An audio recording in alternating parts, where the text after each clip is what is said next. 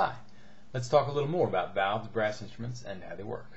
As you can see, this is a tuba mouthpiece. This is a euphonium mouthpiece. This is a horn, also known as a French horn mouthpiece. Musicians in general prefer horn. And this is a trumpet mouthpiece. The principle we want to talk about today has something to do with mouthpieces, and that is the production of a beautiful tone on your instrument. There are basically 3 steps. Sing it, buzz it, play it. I'll say it again. Sing it, buzz it, play it. So if I want to play this melody, I should be able to sing it. La la la la la. I should be able to buzz it.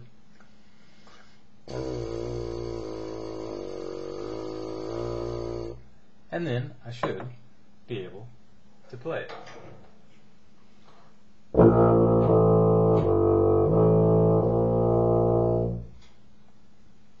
So, let's talk about why we should sing it, buzz it, and play it.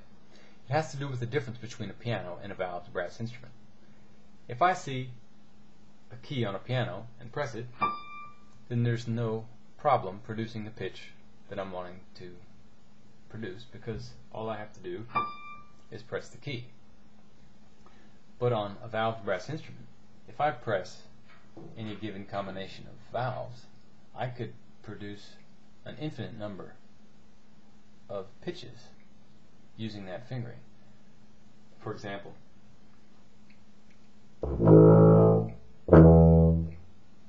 so how do my lips know which note they're supposed to produce? Well, the answer is my ear tells my lips what to do. So I need to find a way to test whether my ear knows what it's supposed to tell my lips. So let's take this melody. Now I'll try to sing it. La la la, la la la la. And you can see, I don't know where that last tone is. So my ear doesn't know what it's supposed to tell my lips. So I need to practice that. La la la, la la la, la la la. Okay. So now I've tested that my ear knows what it's supposed to tell my lips. So the point of singing is not to be a beautiful singer. The point is to test whether your ear knows what it's supposed to tell your lips. So, to review, you can sing it like this, la la la la la, or like this, loo loo loo loo loo, or like this, or like this, in other words, humming. Or if you want, you can play it on a kazoo, which is the same thing as singing. So, singing. Next point, buzzing. I should be able to buzz with my mouthpiece any melody. The reason is, if I'm wanting to produce, let's say, an F sharp, and if I'm buzzing an F, then that F sharp is not going to sound very good. And if I'm wanting to play an F sharp and I'm buzzing B flat, it could even be that I don't even hear the F sharp, I hear some different note. So the more exact you're buzzing the note you want, the better that note will sound. So basically the beauty of your tone is determined by how exactly you're buzzing what it is that you want to produce. So a couple tips about buzzing on your instrument. Low notes can be a problem. You'll notice your air is gone and you can't produce the note you want. So here's a tip. Put your pinky in front of the end of the mouthpiece to simulate the pressure that you're having to overcome to play your instrument. you can get a lot lower. Alternatively, of course, you could just hold it like this or use your other hand. There's something called a buzz extension resistance piece, or BERP, or burp, that you can screw onto your instrument. It looks like this. Oops, gotta watch out there. It's this black piece of plastic screwed onto my instrument. So I can plug my mouthpiece into it.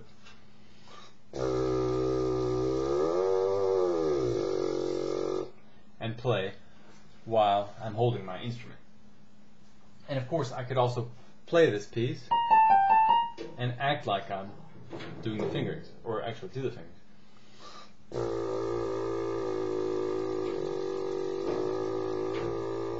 Right? So that way you could practice the fingerings and the buzzing at the same time. One last point about buzzing. I should be able to produce a note without the mouthpiece. So if I'm pressing very hard in order to get a note, which is not good, and if I take away my mouthpiece, I can test whether that note was coming from actually buzzing in a good way or just pressing incredibly hard on my lips. Pressing is not good. You'll have pain in this area, you'll get tired of playing, and your tone will sound pinched and, in any case, not beautiful. So, one other tip. This is called an embouchure visualizer. If I buzz here, then I can see what my embouchure looks like, and my embouchure just means the way my lips are formed while I'm playing. I can watch the way my lips are formed while I'm playing. Right? So this is a nice little instrument. You might be wondering how you can produce a tone without your mouthpiece. And it looks like this. If these are your lips, then you can see, maybe if I open them up just a little bit in the middle, well, how about let's use this. Let's say my lips are from here to here. Then you can see that there's either a big hole there or a small hole.